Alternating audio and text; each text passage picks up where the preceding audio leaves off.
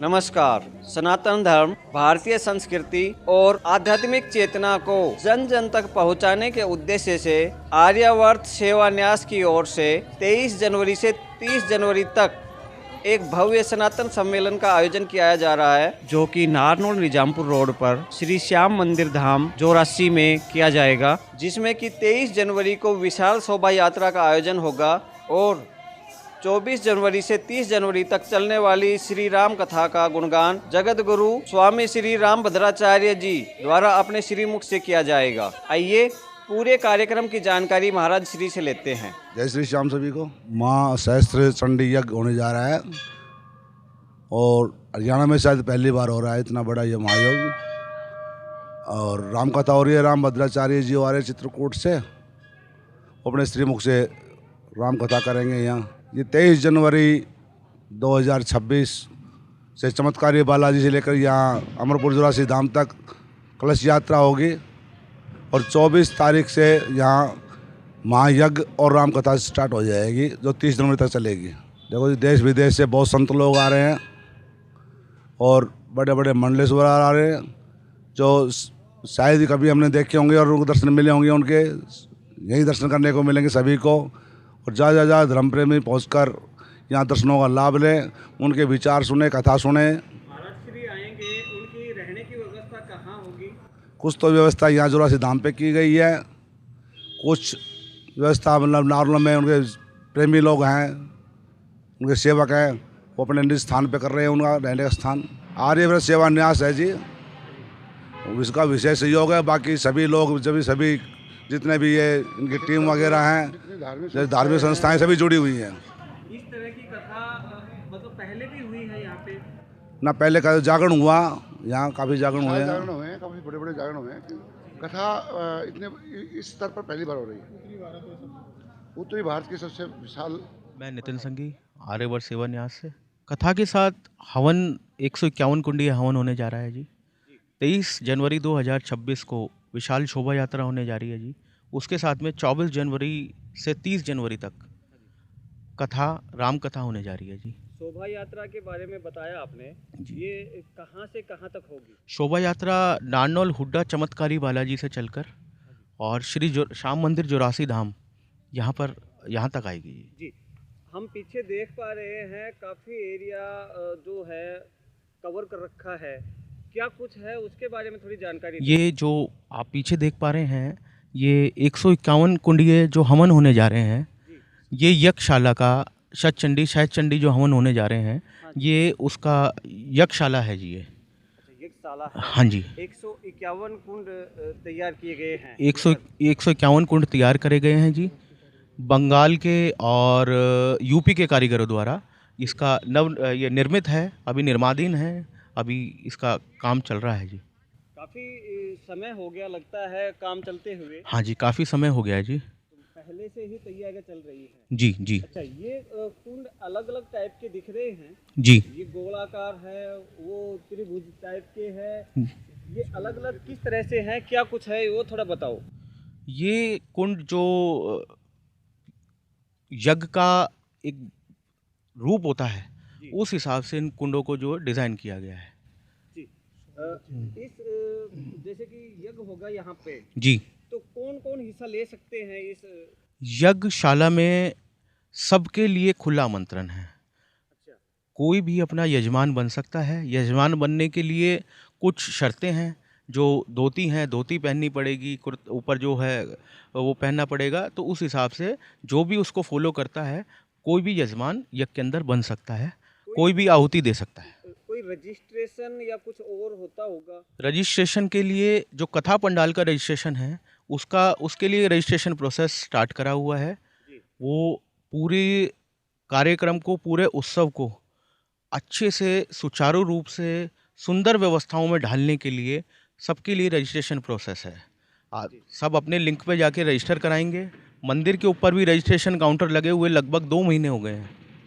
यहाँ भी regular registration हो रहे हैं और ओपन लिंक के ऊपर जाके भी अपने आप को रजिस्टर करा जा सकता है। मुख्य कथावाचक कौन होंगे? मुख्य कथावाचक श्री रामा भद्राचार्य जी, चित्रकूट वाले महाराज जी, वो मुख्य कथावाचक होंगे जी। अच्छा, और भी कोई साथ साथ में आ रहे हैं उनके साथ यहाँ तो संतों का जो महाकुंभ है, जो संतों का ऐसा हमें लगता है कि बहुत संतों का समागम, बहुत महान विभूतियों का यहाँ, बड़े बड़े महामंडलेश्वरों का यहाँ समागम होने वाला है। जी जी, कुछ बता सकते हो कि कौन कौन आने वाले जैसे इसके अंदर सतवा बाबा जी हैं, बागेश्वर धाम जी हैं, राजेंद्र दास जी महाराज जी हैं, गोपाल दास जी महाराज जी हैं जी, और अपने मुरलीदास जी महाराज जी हैं, वैदिक वल्लभाचार्य महाराज जी हैं, वो सब पधार रहे हैं। जी? जैसे कि ऊपर देख पा रहे हैं, ये क्या कुछ व्यवस्था कर रखी है, थोड़ा सा उसके बारे में बताओ। ये हवन कुंड की यज्ञशाला का 7 फ्लोर का यज्ञशाला बन रहा है जी। इसमें आप देखेंगे 1 फ्लोर ये है, 2 फ्लोर ये है, तीसरा ये हो गया, चौथा वो हो गया, ऐसे करके 7 फ्लोर का यज्ञशाला है ये। अच्छा, इसका कोई वजह, कोई खास वजह होती है? ये ऐसी ही यज्ञशाला पुराने शास्त्रों में लिखी हुई हैं, तो विधि विधान से उसी हिसाब से, उसी अनुरूप इसको ढाला गया है। जी, और जैसे कि ये पूरा देखा जाए, कितना क्षेत्रफल होगा जहाँ पर ये कथा होने वाली ये है? कथा पंडाल और यज्ञशाला मिला के लगभग 24 से 25 एकड़ भूमि है जी। अच्छा, काफी बड़ा क्षेत्र ले रखा है कथा के लिए।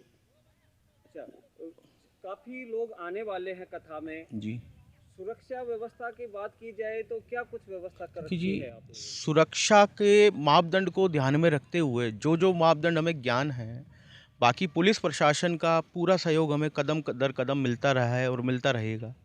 उसके साथ साथ खुद के प्राइवेट सिक्योरिटी एजेंसीज भी हायर करी हुई हैं जी, वो भी सुरक्षा के अंदर पूरा हाथ बटाएंगी, जिससे प्रशासनिक सहयोग भी मिल जाएगा और पर्सनल सहयोग भी मिल जाएगा, जिससे व्यवस्थाएं जो हैं सुचारू और सुगम चल पाएंगी। कथा का क्या कुछ समय रहेगा? कथा शाम 3 बजे से शुरू होके और शाम 6 बजे तक का कथा का समय निर्धारित रखा गया है। जैसे कि सर्दी का मौसम है जी और कोहरा भी आने लग जाता है जी। जैसे कि 6 बजे तो काफी लेट हो जाता है। 9 से 12 तो हवन चलेगा जी। हाँ हाँ। हवन चलने के बाद में ब्राह्मणों का, यजमानों का, सबका आहार होगा जी। उसके बाद 3 बजे तो 3 बजे के लगभग समय रखा गया है। 3 बजे का समय भी ये सोच के रखा गया है कि जो बच्चे स्कूल जाते हैं, जो वो पेरेंट्स भी आना चाहते हैं, तो वो उनके बच्चे स्कूल से आ जाएं, उसके बाद कथा का वो हो जाए। सिर्फ जिन्होंने रजिस्ट्रेशन करा रखा है वही आ सकते हैं जी, उसके अलावा कोई नहीं आ सकता? नहीं, रजिस्ट्रेशन तो सब लोगों के लिए एक ऐसा सुचारू तरीका है। रजिस्ट्रेशन कराने के अंदर ना आपको कहीं जाना, अगर आप मंदिर आए हैं तो मंदिर काउंटर लगे हुए हैं, बाकी आप घर बैठे हुए रजिस्ट्रेशन करा सकते हैं अपना, तो वो बिल्कुल निःशुल्क है, उसका कोई चार्ज नहीं है किसी भी तरह का। अच्छा, ये जो पूरी व्यवस्थाएं कर कौन रहे हैं? ये आप और हम सब मिलके कर रहे हैं। ये पूरा समस्त नारनौल क्षेत्र कर रहा है। मैं तो कहूँ नारनौल क्षेत्र नहीं, पूरा उत्तरी भारत में जो लोगों का समर्थन है, जो लोगों की सेवा भाव है, ये पूरा उत्तर भारत का ही प्रोग्राम है। आप और हम सब यहाँ मिलके प्रोग्राम कर रहे हैं जी, एक बार उस क्षेत्र में भी चलते हैं जिधर कथा होनी है। जी। जो आप देख पा रहे हैं, ये पूरा कथा पंडाल है, उत्सव पंडाल है पूरा का पूरा। यहाँ पर कुछ पंडाल तैयार हो चुका है, कुछ निर्माणाधीन है, कुछ और साइड में आना है। इसका टोटल जो एरिया लगभग बैठेगा वो 450 बाय 750 फुट बैठेगा। महाराज जी यहाँ पर, जहाँ पर लगभग ये हाइड्रा मशीन लगी हुई है, महाराज जी का ये कथा स्टेज ही रहने वाला है। पब्लिक तो स्टेज से थोड़ा सा दूर गैप बना के, सिक्योरिटी प्रोटोकॉल डी बनाने के बाद स्टार्टिंग से ही पब्लिक पीछे तक सभी प्रेमी बैठेंगे जी। काफी बड़ा प्रोग्राम होने वाला है। मैं एक बार फिर से जानना चाहूंगा, क्या ये कोई व्यक्ति विशेष का कार्यक्रम है? नहीं नहीं नहीं नहीं, ऐसा नहीं है। ये समूचे क्षेत्र का, समूचे उत्तर भारत का प्रोग्राम है। कोई व्यक्ति विशेष का प्रोग्राम नहीं है। किसी ने तन से सहयोग दे रखा है, किसी से मन से सहयोग दे रखा है, किसी ने धन से सहयोग दे रखा है। प्रोग्राम समूचे उत्तर भारत का है, समूचे क्षेत्र का है, समूचे नारनौल क्षेत्र का है। तो जैसे कि जो भक्त हैं उनसे क्या अपील करना चाहेंगे आप?